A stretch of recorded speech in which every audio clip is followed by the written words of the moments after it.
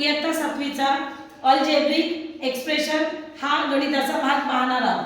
Classify the following algebraic expression as monomial, binomial, trinomial, polynomial हा भाग आपण बघणार आहोत.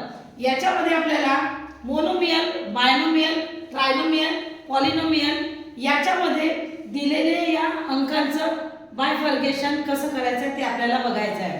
यामध्ये मोनोमियल मध्ये येणारे जे अंक असतात ते सिंगल वर्ड्स असतात. बायनोमियल मध्ये येणारे वर्ड्स असतात ते 2 अंकाचे असतात. ट्रायनोमियल मध्ये येणारे जे वर्ड्स असतात ते 3 अंकाचे असतात.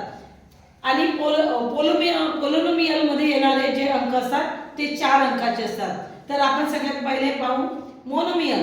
मोनोमियल मध्ये याच्यामध्ये येणारे आहे 7x a 4, 7x a आणि 4. आता बायनोमियल मध्ये येणारे जे अंक असेल ते 2 वर्डचे असेल. जसं 5y - 7z, 5y - 7z. त्यानंतर आणखी एक दिलेला आहे 5m - 3, 5m - 3.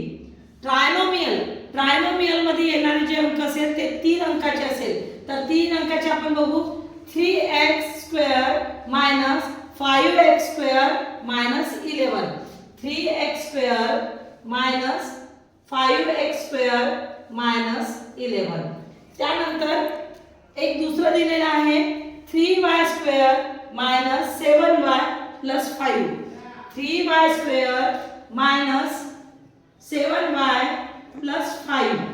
आता पोलिनोमियल मध्ये येणारे जे आहे हे 4 अंकाचा समूह असतो.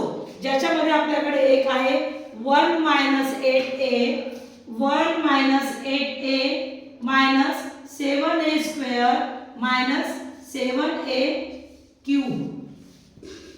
Is that clear?